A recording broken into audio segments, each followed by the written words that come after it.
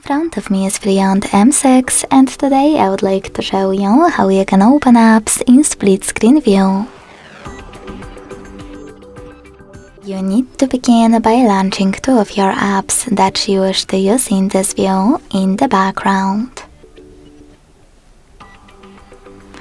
When you finished, access background apps and click on the icon of the one that you wish to use on the top half of your screen. In my case, Chrome. All you need to do now is tap on Split Top and click on the second app. As you can see now, I can use both at the same time. If you wish to go back from this mode, drag one of your apps all the way up or all the way down and click on Home button. Thanks so much for watching. If you enjoyed this video, leave a like, comment and subscribe.